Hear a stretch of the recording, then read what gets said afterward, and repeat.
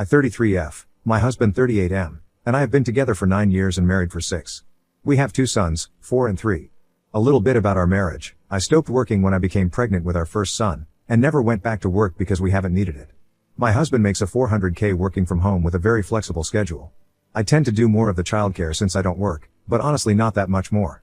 He loves spending time with our children, has a rather intense personality when it comes to organization, so he's very pro-cleaning, and one of his greatest passions, along with sex, is cooking, so he plans and cooks more than half of our meals. We still have our ups and downs of course, but overall we're both very patient and caring people and, up to this point, a very patient and caring relationship. Our views on child rearing align more or less entirely, and my entire family absolutely love him. His family is not in the picture. He grew up extremely poor in an unstable household. Before I got pregnant, we had sex 10 plus times a week as a baseline. Of course sometimes one of us was too busy, or stressed, or physically unwell, and that was never a problem. All things usual though, we had sex more than once a day for years. Then we decided to have children. We both love children, and knew that this would change almost every element of our lives and marriage. In conversations around this, we did discuss the likelihood of sex being less frequent for a while, and it didn't seem like a big deal. During the pregnancy, we continued to have pretty regular sex. That changed drastically once my son was born. I felt like I had zero libido, but my husband was extremely understanding at the time. He said that I just grew a human, so it makes sense for my body to be prioritizing different things. He was more or less happy with more sporadic sex for the next 2 years, and I thought everything was fine. Once our youngest was around 18 months, he started to instigate more mornings and nights again. I turned him down a decent amount because I just wasn't feeling any desire for sex. After a couple months of this, he asked me what he could do to help me get my drive back to what it used to be. He asked this gently, and I didn't respond as well as I could have. It was upsetting in the moment, and we ended up having really the first big fight of our marriage over it. We both ended up apologizing, but it was only a couple weeks later that he instigated another talk about it. Mind you, it's not like we never have sex. We're probably having sex 2 to 3 times a week. He suggested that we get couples therapy and that maybe I should see an endocrinologist. I responded better this time, and agreed. Hormone panels came back regular, so we tried a couple different therapists for a few sessions each. Both basically said his expectations were unrealistic and partnerships are about compromise. In those sessions my husband's response was that he isn't ready to compromise on something that's so important to him. He was asked if it's more important to him than having a healthy marriage, and while he said no, in hindsight there was some definite hesitancy. Over the following months I noticed a decrease in emotional affection on his end. It's hard to put a finger on, and for a while I told myself it was just in my head. He's still attentive, caring, and affectionate, but there is just a lack of depth in the intimacy compared to the past 7 to 8 years. He also stopped initiating sex as often, which I hope was just him becoming more comfortable with some level of compromise. But I approached the subject with him. He said that getting rejected multiple times a week wasn't healthy for his emotional disposition, so he's balancing how much he initiates with how much rejection he can handle. Obviously I was happy to hear this, and I explained to him that I wasn't rejecting him out of any lack of love or desire for him. He said he knew that, but kind of brushed it off still. I've tried to get him to go to therapy by himself, but he insists that everyone has different method for processing things, and therapy isn't one of his. So things continued like this for the rest of the year, and to be honest I kind of thought this was it. Then comes last night. He walked into our room after putting the kids down, we take turns reading them books before bedtime, and said he needed to have a serious discussion. I immediately knew it was going to be about sex, because the only times in the 9 years I've known him that he says we need to talk with such somber dread, it's about our sex life. I was not at all prepared for what he said though. Through tears, this is the first time I've ever seen him cry from sadness. He said that he wasn't built to be in a relationship that didn't regularly express love through sex. He said that he would always love me, and that I'd always be the mother of his children, but he can't and won't go on like this. He told me that he believes there are only 2 options. Either we divorce and continue to co-parent, or we open up the marriage and he finds someone else to have sex with multiple times a week. Transparently, the first half of the ensuing conversation is a bit of blur because of how emotional it was. I went from being devastated bordering pathetic, to furious with more rage than I've ever felt in my life. I said some things I regret and didn't mean. He stayed relatively calm throughout it, but he did say that he wouldn't have a conversation with me if I kept yelling. Eventually I calmed down, and begged him to try and rekindle our sex life. I even tried to initiate right there, which is incredibly embarrassing now, which he rejected. He said he was open to working on getting our sex life back to a place that was happy for both of us, but that can't mean me having sex when I don't really want to, and that he has needs he has to go get elsewhere for now. I told him I didn't want to open up our marriage, and begged him more to work it out. He said he needed some space and he was going to go stay with a friend of his for the night. I texted him early that morning to let him know not to come, and that I was going to take the kids to visit my parents for a couple days. He was hesitant but agreed to let me take them for a while I process. I don't know what to do. I don't want to lose this marriage, but the thought of him sleeping with other people hurts so fucking much. I don't know what I'm looking for, or if there's any advice to be had. I feel like my world is collapsing and it's my fault. My parents know something is wrong because of how distressed I am, and even worse, both of our sons can tell. I've tried to hide it, but I'm a mess. My husband says if we stayed together and he felt rejected regularly, he'll end up resenting me and that it's better for our children to have separate parents than resentful ones. Should I open up the marriage or move forward with divorce? Update 1. I don't have the time to respond to individual comments at the moment, but I will tomorrow. Thank you for all of your advice and support. I've spent most of the day talking with my mom while my dad took the kids on an adventure. I love my mom so much. She is such a rock. I do think we are heading for divorce, but I don't want it to be one of animosity. A lot of the comments are well-meaning but really assume the worst of my husband. His position on sex is extremely immature and selfish. I can see that now, and I don't have to forgive him for it. He is also an incredibly loving and kind person who has supported me through thick and thin. He holds himself to obsessively high standards, and while people will say I'm native, I know this man well and I can't imagine him bearing the guilt of adultery. He simply thinks too high of himself and is too sensitive. He is staying at his married friend from college. He is godfather to their 3 children. His wife has already reached out to offer support if I want to talk since she knows we are going through trouble. I don't think it's a stretch to say he will regret this, but to those that think he is going to have trouble finding people to sleep with and run back to me. Well, he was a regular in a sex and BDSM communities in his 20s before we met. I knew this from early on, and never stopped exercising 6 days a week. I would like to tell myself that he would come running back after realizing it's hard out there, but I just don't think that's the case. I think his view of the world is that if he does what is asked of him, he can ask the world to have his cake and eat it too. For people saying to take him for everything he has. I'm going to talk to a divorce lawyer this week. I will of course do my due diligence, but he has always been generous with his money, with charities, friends, etc., and loves his children as much as I do.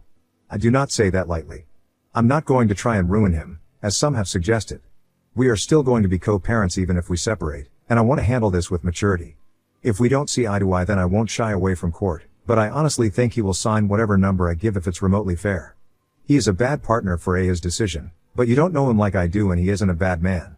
I've watched him struggle to figure this out and he is too selfish to accept the obvious answer, but it isn't for lack of remorse. Just, immense selfishness and a will that believes the world can be what he wants, while also wanting it to be one of love and compassion. If that makes sense. Thank you again, we'll respond to comments when I have time. Update 2. There are so many more comments and DMs than I could have imagined. Many of you have offered great advice and support. Many of you are well-meaning, but have obviously been hurt and are projecting some of your anger onto a situation rather than providing advice for the context provided. To everyone with good intentions though, I thank you so much. To the misogynistic /incels /creeps that invariably come out of the woods, fuck you. My husband wants to meet and talk this evening. I'm going to meet him. I'll give one more update after we meet, if that's allowed. There are too many comments at this point to respond to them. To answer some questions that seem genuine. 1. Yes, he is obsessive, and yes, he has childhood trauma. These things don't excuse him from what I now realize was an entirely unacceptable decision to give me an ultimatum. 2. To say that the sex is good for me when WW do have it would be an understatement. I'm not going to get into the details, but his appetite for life and energy is one of the reasons I fell in love with him. He definitely has an atypical view of sex beyond his extreme high libido. He'd describe his view as not being orgasm-oriented, and he often doesn't orgasm. Strangely, that's not the important part for him. I used to joke that he has sex like he cooks. Most of the best meals, and all of the best sex, I've ever had have come from him. 3. The advice here has made me realize that we are probably going to get divorced, and no matter what he needs therapy. He's so high functioning that I never really thought he needed it, but some of you have made some excellent points and my mind has completely changed on that. No matter what, I love him and he will always be the father of our beautiful children, so I will try to convince him to go to therapy even with us divorced. 4. I'm not going to spend more time on the infidelity. I'm sure some people are sincerely trying to help, but there's obviously nothing I can say to convince many people that I'm not entirely native or wearing rose-colored glasses. That's fine. I'm sure denial is the first step is true for lots of adultery survivors. Internet Strangers Project. It's what we do. 5. Yes, my libido was matching his pace for years, but I think a key difference may be that I wasn't like that before I met him. When we started dating, his friends endearingly called him slut because he slept with a lot of women. I knew all this. I was his first serious relationship at 29 years old, and I liked that. I always felt like his friends treated me a little special because of it. In hindsight, we should have talked about the inevitable eventual decline in sex frequency. I remember looking across the table from him on one of our first dates when he said I eat a lot of great food and have a lot of great sex. At 24, It sounded like he had figured out what was important. Now at 33, I don't think he's matured appropriately to recognize there are so many more important things. I feel sorry for both of us that this is the case. 6. Reading divorce literally hundreds of times in the comments has helped, I think. It still doesn't feel real, but I don't feel uncontrollable devastation every time I think about it now. I'm trying to digest that is probably where my life is heading. I want the divorce to be one that is led with love. I don't care that internet strangers think that isn't possible. He may not be capable of living the life I want, but he's capable of that. Also, so many people are saying I should tell everyone why we are getting divorced. It's just another point that none of you know him. I promise he will tell them. He will say we were no longer sexually compatible. There will be shock, but probably not as much as I wish. He is an incredible friend and godfather to more than one set of friends' children. They will stick by him, just like he would stick by them. Final update. So many people have expressed interest in an update, and I do feel somewhat indebted to those of you who gave advice and perspectives that have actually helped me.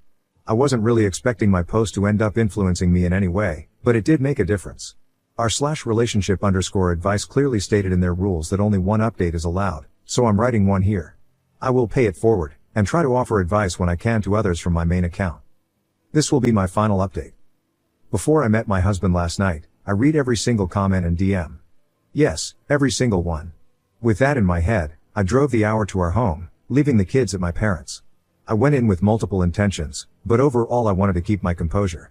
I was scared to be hopeful, but I knew that deep down I was yearning for this to be a conversation where we felt connected. When I walked in, he was already sitting at the table. Jesus Christ. He looked like shit. This is a man who is typically hyper-composed, so before words were even said I had already never seen him like this. He tried to ask me how I was doing and how the boys are. I was blunt that the boys are fine having a snow day, and that he was the one who asked me to come here, so tell me what you want to say. The way I said it didn't feel good as there was an air of coldness that is just so foreign to how either of us speak to each other, but it's how it came out. He started by apologizing and saying that he could have done better at organizing his feelings and presenting what he thought our only remaining options were. I didn't read too much into this because he almost always thinks he could have done better in every situation in hindsight and is rarely satisfied with how he performs. Then the surprise. He said that he thought about it, and that opening the marriage wouldn't fix anything, and that it was a desperate and frantic idea he had thought the night before. He said the only way forward is for us to separate. He said he had already gotten 3 months unpaid leave approved from work to handle things. He was breaking up a little bit already, and I was doing my best to not let that make me start breaking up because one of my goals was to try and stay calm. Part of me regrets my next move, and to be honest I know I did it because of some of the advice. I looked him in the eyes and asked him if he already found someone to sleep with. It felt cruel after I said it because I didn't believe he had and it obviously only hurt him further. Of course he said no, and asked me if I thought he was capable of that. I told him I didn't know what he was capable of anymore. More hurt. My emotional composure was also pretty much ruined when I said that because it made me start to cry, but at least not sobbing this time. He said the same things he said last time I saw him. That he would always love me, and that more important than anything is that I will always be our son's mother. We were both crying, but controllably, when the next thing came out of my mouth before I could even process it. I asked him if he's really ready to completely miss half of their lives. I knew obviously we were going to talk about our sons, but that question wasn't premeditated. It was a bomb. The last time I saw him was the first time I saw him cry from sadness, but it was controlled crying. The only words he managed to squeeze out were I don't know what to do, and then absolute breakdown. It isn't that I was any way surprised by his love for our boys. I've known that since day one. I just honestly have never thought he was capable of losing control to the degree that followed though. He was sobbing uncontrollably. Just as bad as I had the night he sprung the ultimatum. Probably worse. In that moment, I didn't know what to do. My heart was breaking for him and I wanted to hold and cradle him like he's always done for me in that state. I was also still very angry at him, fair or not. I don't know how long I sat there, but I couldn't watch it that long before I was also crying harder and then just saying that I was sorry. I told him I don't want to lose him. That he's the only person I want to wake up to every morning and share breakfast with our boys. He just said again and again that he didn't know what to do. I don't need to give further play-by-play, but it feels important, and pleasantly vulnerable, to share that. When the heavy crying passed, we kept talking and I eventually brought up that his friends, wife had reached out to me. He said that he had shared everything with both of them. This wasn't a surprise given he was best man at their wedding and godfather to their children, and to the comments suggesting my husband was sleeping with literally his 20-year best friend's wife. I'm sorry for the gross world you live in. I asked what their advice was. They both said they would love him no matter what happened, but he should really get a therapist. I asked if he was going to. His first response was that he didn't want to, but a couple moments after that he said that if both of them think he needs one, then he's sure they are right and he's going to find one that works for him. This felt like all the light I've been looking for in this dark chapter. In hindsight, I wish we would have involved any of his close friends earlier. They are his family. He respects my advice and seeks it out, but I was another party in the matter, and from his mind my suggestions were just that. Now the people he loves and respects, and he believes they understand him, which is a list of like 5 people, have told him to go seek therapy for his relationship to sexual expression and validating love. As soon as he said he was going to try therapy, I grabbed his hands and swore I would work harder to give him what he needs. I told him that I can't view my life with anyone but him, and I don't want either of us to miss a Christmas or birthday or any other important moment in our sons' lives. I told him let's go to Europe for a month. We've been once since the kids were born, but we took both of them and it was kind of a visit our friends in Europe who want to meet our kids tour. Also, this was an idea I remember reading from a comment, so thank you. I promised many more things and meant them. We let my parents know I wouldn't be coming back for the boys tonight. I've overshared this experience in a way that is really weird and I won't ever do again, but it feels good. I'll leave the rest between my husband and I. I told my husband about the post and asked if it was okay with him if I wrote an update about what happened. He was concerned about anonymity, but I explained all the info I had given and decided he didn't care, which is his way of saying he does care, but he chooses not to care because he controls his relationship to control, not the other way around. He warily, with a touch of self-aware humor that's so on brand for him, asked if he wanted to see the post and replies. I told him he doesn't, to which he laughed and said okay. He doesn't use Reddit, or any social media, since he knows how the sausage is made. Neither of us are fools. We have a long road ahead and there is no guarantee it will work. But I'm going to try harder. Reading the comments made me realize some of this was indeed my fault. Not necessarily for doing anything wrong, but for misjudging what was at stake. I knew my husband felt bad about himself when he laid next to me wanting physical intimacy and knowing I didn't. I truly didn't know, and maybe to a degree didn't listen, to how bad it hurt him. To say he overanalyzes things would be an insult to the franking incredible ability his mind has for assessing so many possibilities, seemingly at the same time. He's been laying in bed with that feeling, just building and building and building. This isn't about physical sexual release. Masturbating, or even fucking someone else wasn't going to release this. My husband is a hypersexual being and that's okay. I love him entirely, including that part, and I need to do a lot more work to be better positioned to get into a mood of sexual desire more often. But he needs to not feel explosive rage at himself on the inside when he doesn't receive the sexual intimacy every night. If we didn't have kids, I would feel less optimistic. I told him this is not impossible though, and we can work on this together. We've always been a team at everything else. We have to be a team here. This is now kind of a meandering rant, so I'll close it up with a few random points I thought about because of this thread. So many people have asked, and he said I could share. My husband is a network engineer. He taught himself to code as a teenager, for less than savory reasons, but he lived in slums and ethics are complicated, and got a full ride to one of the top programs in the country. Financially speaking, he's had a cushy life ever since. His words. I know he is damn good at what he does, but he also benefits from always handling finances like an obsessive analyst with a huge ego. Also his words, less than 3. The most common response by far was that I should divorce him, with about half of those saying I should do it happily, and basically he sucks / is a poss with no respect for me or women. These made me reread my post more than anything. Maybe there was some unintentional villainizing of my husband in my post, but I tried my best to give the situation and describe his character. As a social experiment, I wonder if it would have been any different if I specially mentioned his second most contributed charity as a women's and children's shelter, entirely due to his childhood trauma, but still sweet. This is going to be the most controversial piece, but fuck it. Reddit loves spice. In total transparency, there is very much a sense of desire to control my body from my husband. The interest is purely based on the premise of enthusiastic consent. It's a part of him though, and I've known, and mostly admired, his relationship to that part of himself for most of my time knowing him. The same date when he told me that he has a lot of great sex and eats a lot of great food, he asked me what my relationship to control was. It's an interesting thing for everyone to think about. He told me then and there that his relationship with control was very intense. That he is very sensitive to not wanting to coerce anyone into be controlled because he furiously opposes anyone trying to do that to him. He knows it's in his personality, and he tries to be very self-aware of it, especially when interacting with friends and most importantly our sons. You cannot understand my husband without understanding this. He tracks everything about his life. He journals every night and keeps all entries for the past 20 plus years of his life in a private server that he runs in our basement. He runs data analytics on it, just as he does with our finances and practically any other information he can coalesce. People asked if he is neurodivergent.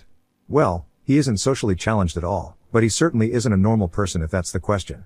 He also has had a serious sleeping disorder since he was a young child and only sleeps like 4 hours a night. Yet still has way too much energy. He is beyond special, and I love him and I'm grateful to be with him. Many of you made sure to remind me of how special he is. Many of you hated him, But if you knew him, I think very few of you would feel that way. Even if you did, he's my husband, and I deeply hope we can make it stay that way. I'm going to do everything in my power to keep it that way. As one person messaged me, fuck your husband. No, seriously girl. Please do whatever work you need to do to help you fuck your husband. You both deserve it. Thank you everyone who helped and those who tried.